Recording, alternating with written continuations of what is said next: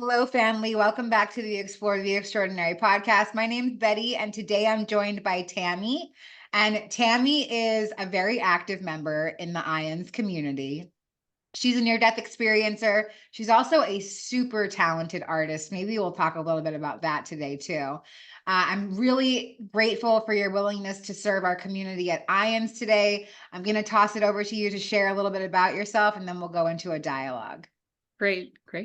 Hi, everybody. I am so excited to be here. As you can imagine, a near-death experience story can cover an infinite amount of things. So a little bit of background about me is that I had my most recent near-death experience in 2013. And in that experience, I learned that I had had prior near-death experiences, these situations where I thought they were just part of childhood or part of life. And I could see the infinite being that I was, not just the person in the human body and living this specific life. I was able to see the connections that I had through these ancestral lines and all the way leading up into the possibilities of the choices of where I could go in this lifetime. So yeah, it was really a very profound experience in 2013. I was dying from cancer treatments, and I decided that I wanted to see if it was possible to live. I'd been laying for a week on my couch trying to pull myself back into my body. I could feel myself floating out of my body, observing myself laying on the couch and feeling just in so much pain and so exhausted, and really just like, I've lived a good life. When I got the cancer diagnosis, I had told people that I didn't want to fight, that I would be accepting what was happening. It was an action of radical acceptance, going through the treatments, doing my best to live, but also just understanding that it's okay. Like, death is not a thing to be afraid of, and that it's okay to die. And there were things that I wanted to live for. There were things that I still wanted to experience. So I called a friend and asked if they could drive me to the hospital. And on the way to the hospital, I had what she described as like a seizure. And I went out and I popped out of my body and was immediately free of all of the like being held in this and the pain and the suffering and all of the human things and that we experienced. But what I did get to do was I just popped right back into love, pure love existence in my home state. And just felt this huge expansiveness, like everything, everywhere, all at once, possibilities, knowledge, understanding, connection. And for me, that was the greatest thing, was feeling and understanding the full connection of all of our energies and all of that love that we are as humans. And saying, wow, we're interconnected.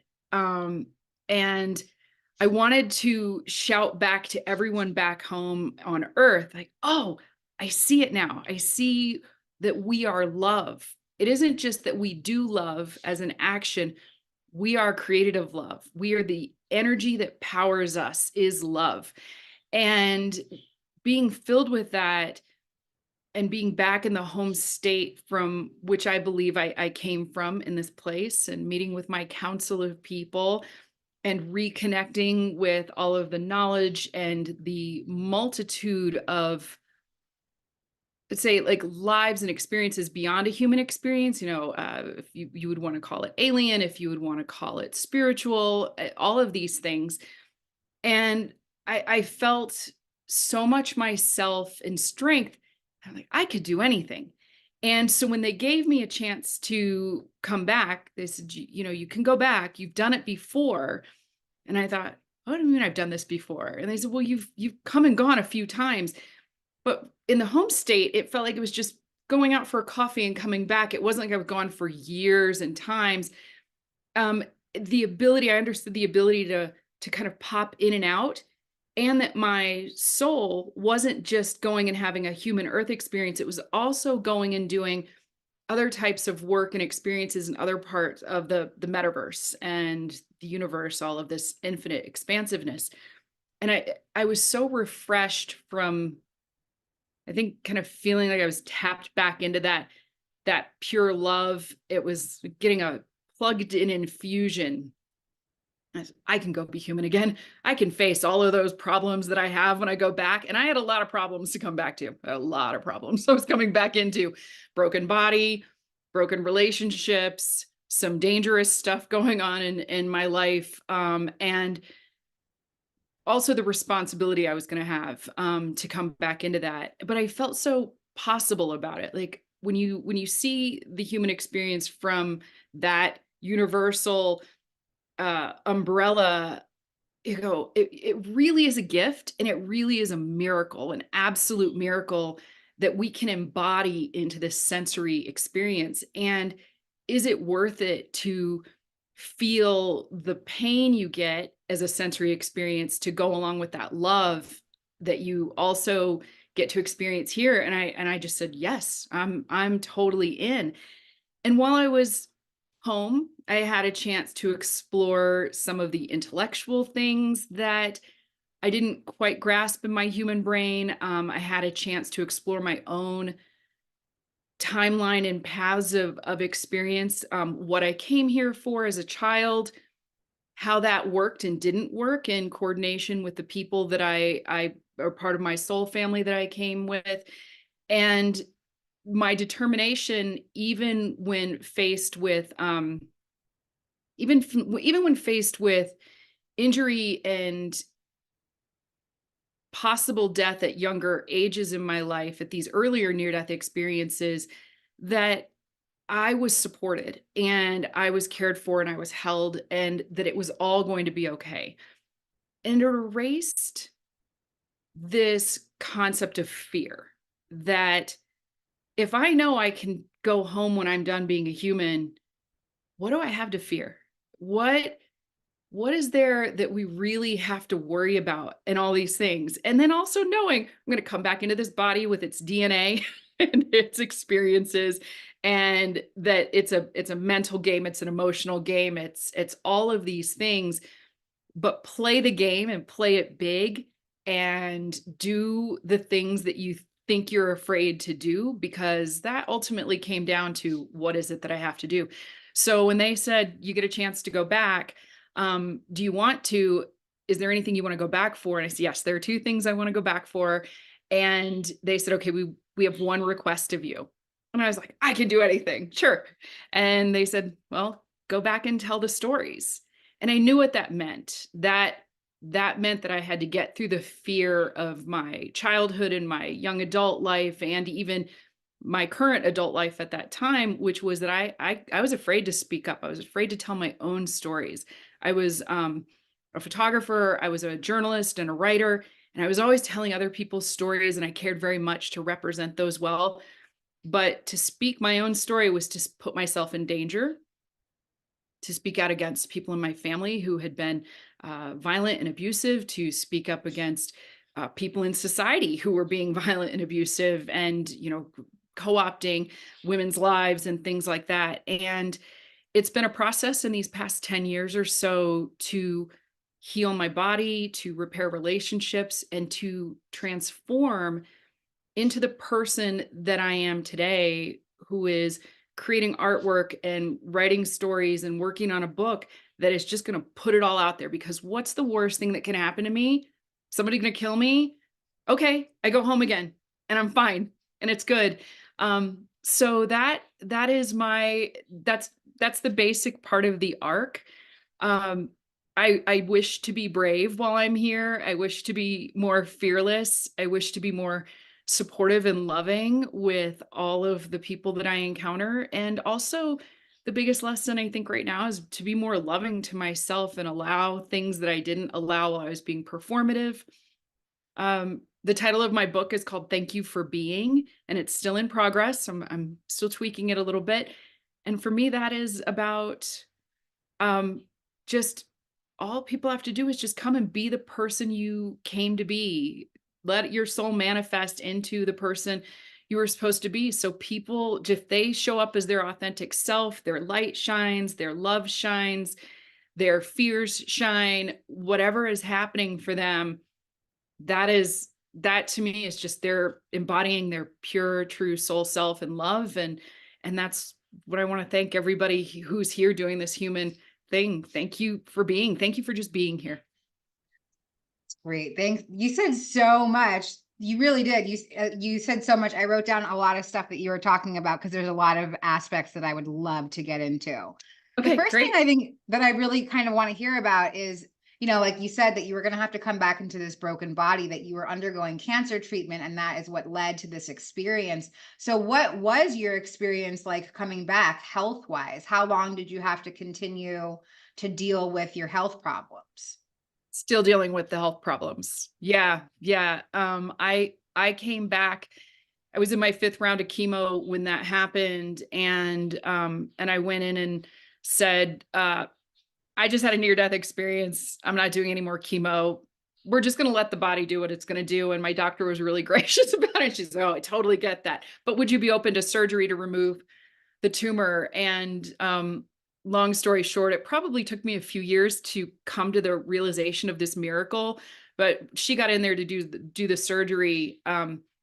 And I don't know, for any of you who have been through cancer, and those of you who really don't understand like how torturous our medical treatments are, like right before you go into surgery without anesthesia, they put you on a mammogram machine with needles this long, no anesthesia, and they go and target where they measure and see where that live tumor is, and they mark it for the surgeon. So, I mean, I'm going to be graphic here, but this is what we need to understand. Like, we're putting our bodies through like so much pain, and it was just so painful. But at the end of the whole thing, the surgeon came back. She goes, "We checked you before you went in. The tumor had not shrunk with all of these chemo treatments, and my prognosis was 1 to 5 years with this type of cancer." She said, "So I got in there," and she said, "I went to remove the tumor and it was all scar tissue." And I was like, "Right on. Good."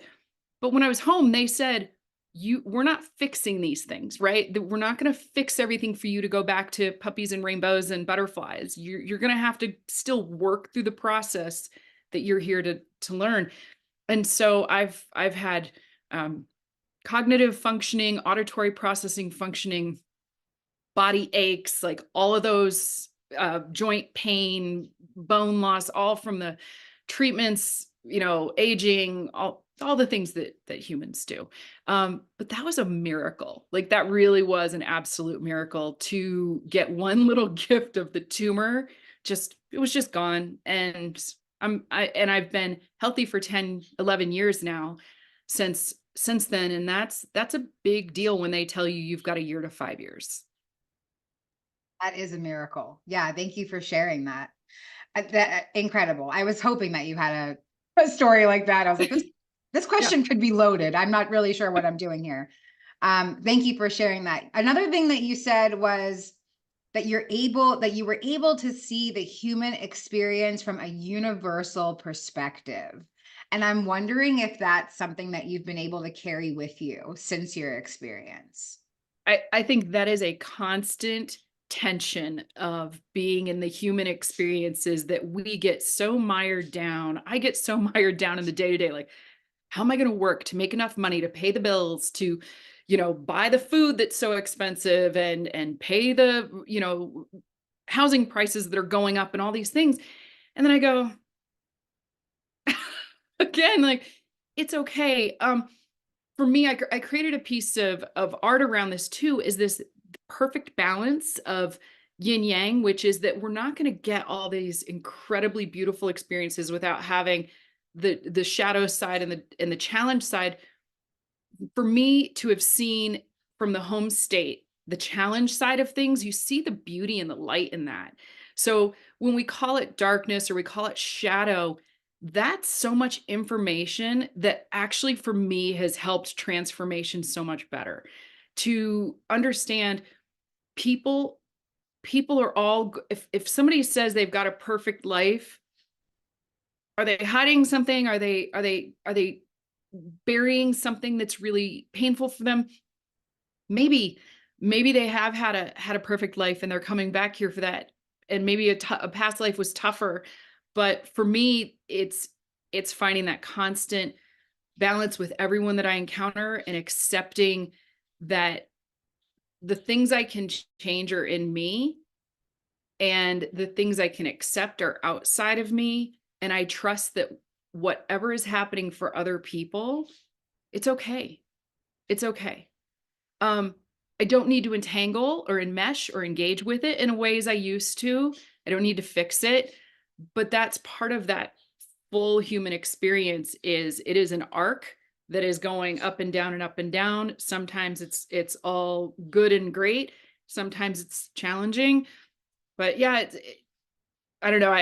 We could all probably talk about that for weeks and weeks. It is it's beautiful and it's hard, but it's okay. Yeah, well, you know what I love about people who have had, these experiences is that you're still coming back to the human experience. So you could be downloaded with all the information in the world, but you still get squeezed back into this little body and you have to have the human experience, which leads to my next question. Because you're talking about courage. That's what I hear in your story, like the courage to come back, the courage to speak out, the courage to be creative, the courage to, like live your passion. And so I'm curious, what kind of fears come up for you now? I hear you saying that you want to live bravely and fearlessly, but what kind of, let's get human for a second. What sort of fears come up for you in the day to day? I I think there's maybe two fears. One is that, okay, I'll start here. When we're babies and children, our core family is our survival. And for me to speak up and say the truth about some things that have happened in my life, not pointing fingers at other people, just like this is saying this is my experience, this is what's happened to me.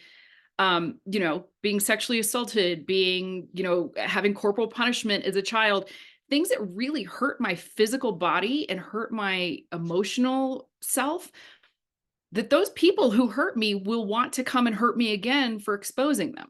Right? Like that's a very big childhood wound, but it also carries into our adulthood too. Like I've worked for some places where people have been treated people horrifically.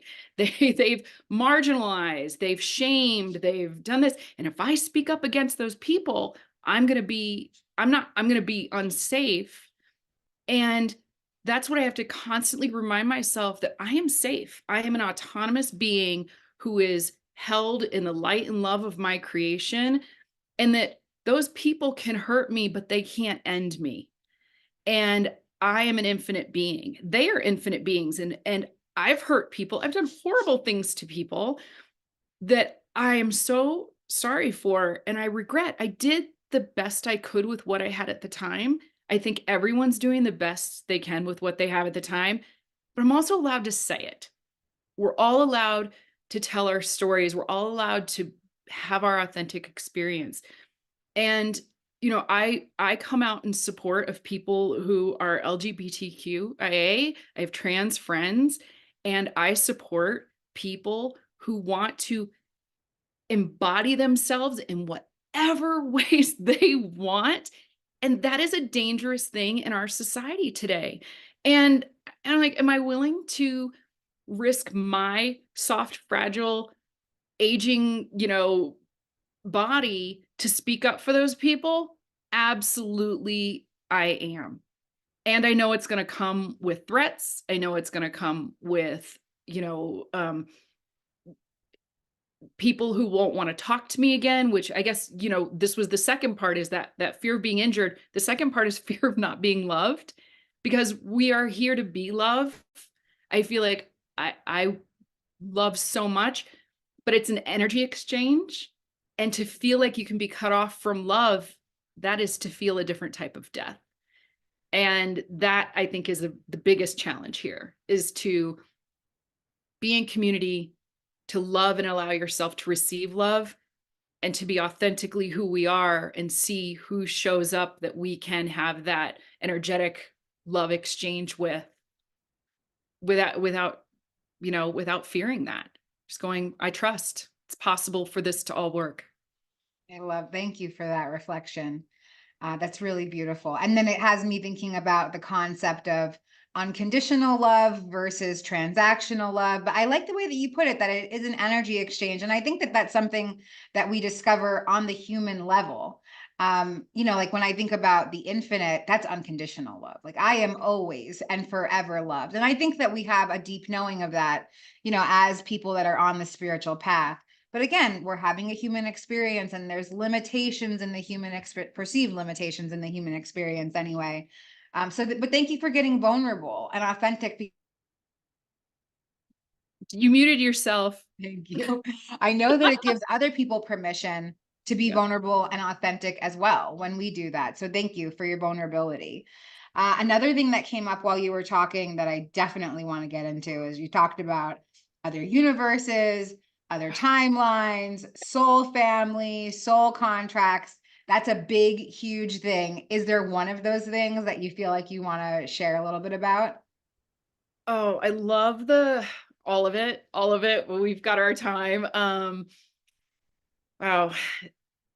I think that the timelines are interesting, in that I don't know. I do meditations here in my life. I started meditating very consistently when I was going through cancer experiences, and I remember being able to feel out of my body, which was a remembering of my childhood and going out of my body and astral traveling and dreamscapes and things like that, seeing and understanding some future experiences, seeing and understanding some past experiences, being able to see people outside of their body and who their pure souls are. And one of the joys I've had here, I'm in Boulder, Colorado, which is a little esoteric, metaphysical. There's a lot of that around here.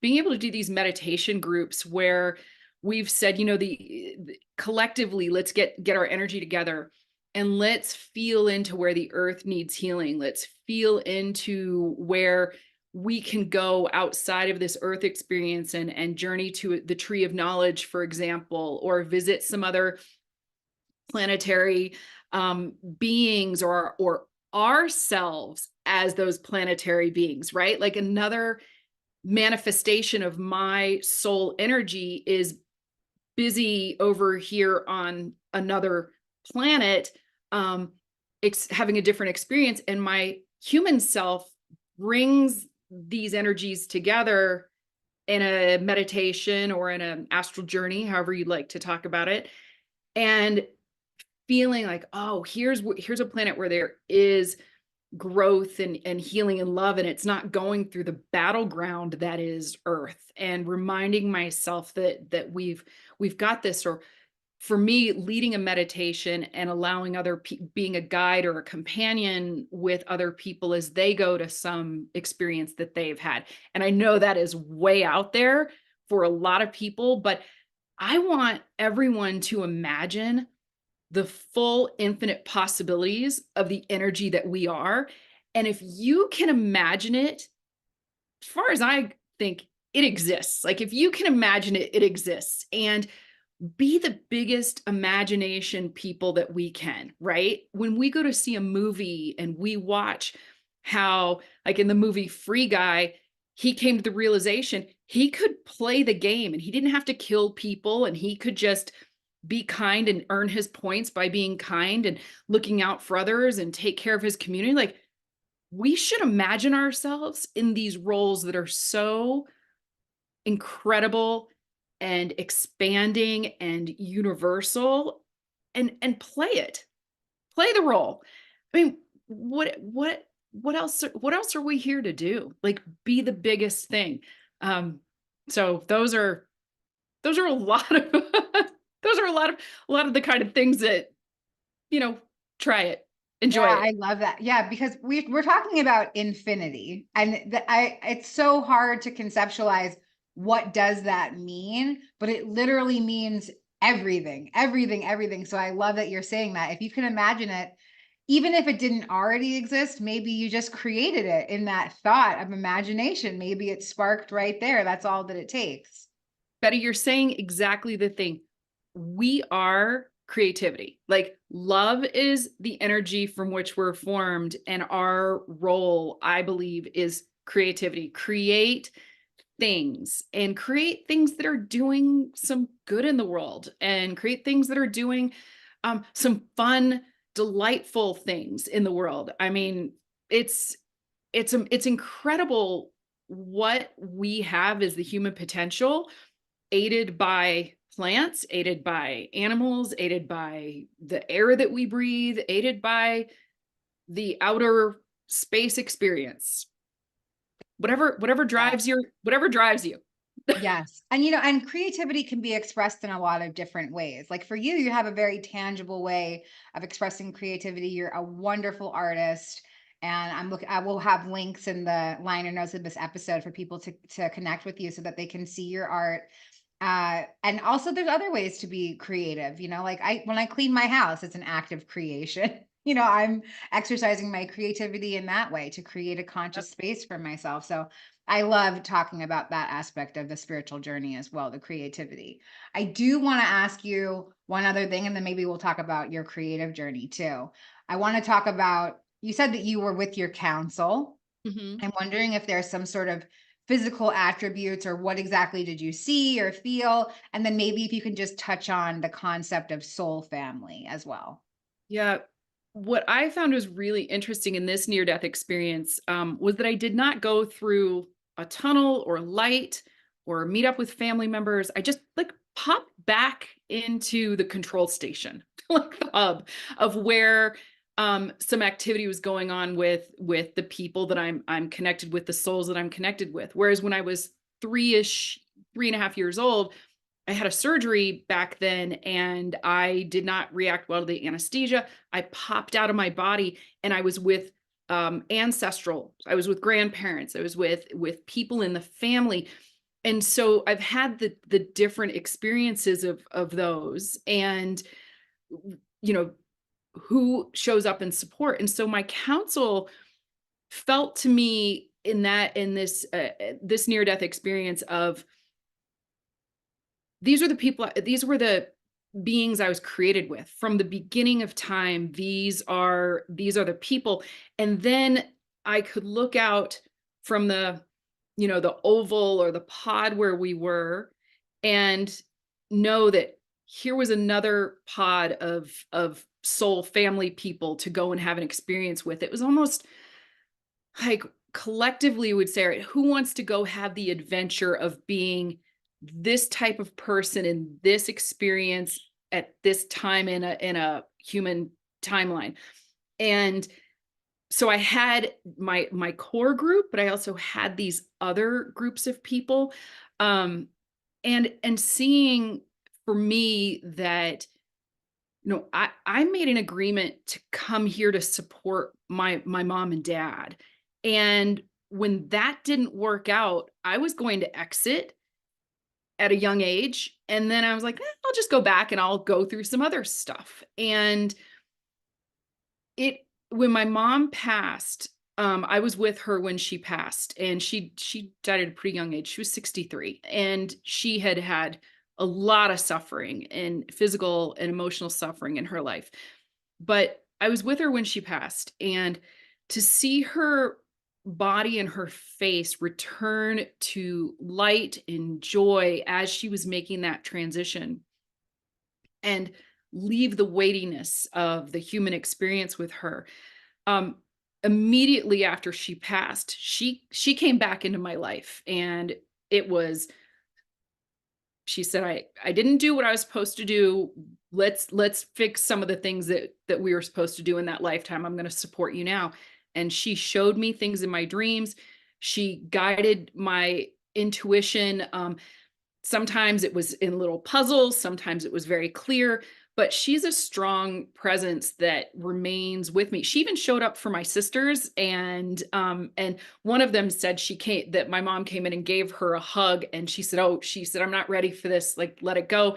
My other sister had a situation with her phone keep giving my mom's birthday on it instead of the time. She turn it off, turn it back on, all these things. And I was like, "Hey, if they're scared of this, I'm not. I'm open to it. Let's coordinate and do these things." And I've since met, you know, since that, some of my guides who have ancestral people who've been around since, the 1400s. I went into a museum once and I saw a picture of myself and had this whole knowing of that past life that I lived. And I just started crying because I grieved for that past life. And I immediately felt like I needed to call my human in real time family. And I thought, you can't do that. Like, I can't, I went from one lifetime and passed away in the 60s to being born in 70. Like, I had a really quick turnaround. And, so these soul families, it's, to me, it is again that full, like, creative opportunity to say, I'm going to go to Earth, which I see is this incredible sensory playground, and I'm going to have this experience. And here's the group of people I'm going to do it with. And unfortunately, some of the people that we're doing that with are going to push our buttons and make us mad. They're going to hurt us. They're going to push us into this like tight squeeze from which we can come out and become who we really wanted to be while we're here. I am grateful for that, and it sucks, and I'm grateful for it. Oh my goodness, that was really well said. I like that, and it's very rooted in realism. It's not like you come into spiritual awareness and now every person that you encounter is, a person in light. It's like, oh yeah, we still have a very human experience of conflict and resolution and unconditional love and forgiveness. And I feel like those are all parts of the spiritual journey too. Exactly. Well, when you're home in your home state in pure love and pure infinite knowledge and understanding of everything, and you go, okay, you know what? I'll go I'll go in the sensory playground for a while. I'm good. And then you get beat up and you're like, "Oh, well, that was a lot. I'm going to go back home now." And then you go home, and this tells me things like, the people who are afraid to die, I want to give them so much support in like, you are going to be so okay, and you're going to go back to yourself and imagine all of the beauty and the love that you carry with you from this lifetime into that soul knowledge when you go home. And I don't know, I think we as a culture here in the United States, the way that we welcome people in through birth, 9 months of preparation, getting ready, making plans, enjoy, like, the excitement about that. I want to go out in death, and I would love for people to go out in death with that same type of loving care and preparation and joyousness and celebration of like, thank you for having been here. Thank you for all that you did while you were here, and you did the best you could, and we love you, and we're going to, instead of stopping you from dying, we're going to hold your hand and make sure you're not alone when you do it. Like, how beautiful would that be if we Wow. welcomed that transition? Yeah, I would even take it one step further because obviously we don't know when we're going to die. Well, some people don't. I mean, so I guess some people do, but if we just treated every day like that, if Yes. every day could just be treated as if your loved one might not be here tomorrow, and to have that celebration of life and existence and experience. Yeah, that's really beautiful. I'm going to hold that vision with you. I really love that. I want to shift gears a little bit and talk about your creativity. I mean, like, your art is incredible. I'm such a big fan of you and what you do. And I want to ask, were you creative before your experience? Has this always Yeah, been a piece of you? And yeah, just share a little bit about that journey. absolutely. I think I came into this world wanting to be a storyteller. I wrote my first book when I was 7 years old, a little cartoon book. I love drawing. Um, but I was raised in an environment of like, you must do the steady thing, you must be responsible, like all these kind of rules. And I mean, I love to dance, just things I'm doing now that I didn't do before. And I do my art through photography. I think you could, I do some painting and it's all intuitive, but even this picture behind me with all the bubbles and things like that on it, I use that to illustrate part of the story of my near-death experience of being able to be in that near-death experience. I could, all information was available. Like, you know, you were talking about downloads. Our human bodies cannot hold all of information's existence. Like, it's too much. So taking these bubbles, I imagined each bubble was a packet of information, and I had a little, you know, blowing bubbles. And then when you're like, okay, now I'm studying the information, blow the bubble, and then even more bubbles come out. And I wanted to illustrate like this beautiful, fun, funky way of doing things, and knowing and learning and accessing information. And I don't have a plan when I make my art. I sometimes I just take my camera somewhere and I listen to the trees, I listen to the flowers. I love nature photography. And I'll be like, what should I be looking at? And I see the clouds form into shapes. You know, people have, there's a whole hashtag on Instagram, hearts in nature.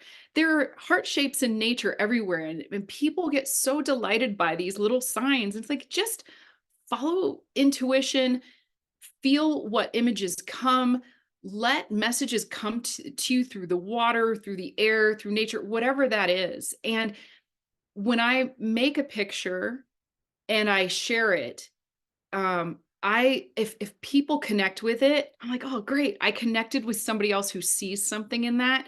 And if people don't see something in it, they're at a frequency where they resonate with another artist. And it's all for me about connecting through the visual imagery, the auditory stimulus and music, or dance when we're connecting our bodies and we're moving and we're making sure our lymph nodes are clearing out and things like that through movement. All of that is the creativity. I love that. That's so beautiful. And yeah, I thank you for your service to the collective by sharing your art and your process. So I want to see if there's anything else that you'd like to share to feel more complete about our time together today. I could literally, there's so much to talk about. I mean, I have like a million other questions. We'll have to do a part two. But is there Okay. anything else that you can think of that you'd like to share right now? Yeah, I like for people to think about where they are in their lives and what type of metamorphosis can we go through to have the experiences that we want to have. And it's all choices. And there are timelines where we choose this, you know, it's like sliding doors, a timeline where we choose this and a timeline where we choose that. In my experience, whatever we do is the right thing. So not making a choice, choosing A, choosing door B, whatever, it's, to me, it's all going to lead us back to the lessons that we came here to experience, or the some type of aspect of our soul that is here to do a thing in this timeline and in this universe. So remember that we have choice and that we have an opportunity to connect in with our soul selves at any time through whatever mechanism you do, if that's through art or meditation or plant medicine, whatever that is, and let yourself be true to yourself. Like, all I'm here to do is just to be the greatest me, and for me to support other people in being the greatest them. And wherever we can speak up to allow people to have that experience, and we can speak out against tyranny, or we could speak out against, you know, systems that control us and try to make us something that we're not, like, let's just go, you know, fly our freak flags and have a great time and feel brave and feel fearless and feel supported. And I would love to be able to be a better person at receiving that support And so if anybody also feels this way and wants to comment when we post this, that they are sending energy and support for us to have that energy reciprocation, thank you. Thanks so much, Tammy. I just had this moment while you were talking, and I thought, wow, I'm so lucky that I get to be around people like this, that this is my reality. This is our reality right now. Just talking about, these huge concepts, these beautiful experiences, and we get to consciously connect with each other. So thank you again for your service to our community, and we'll see you next time. Bye.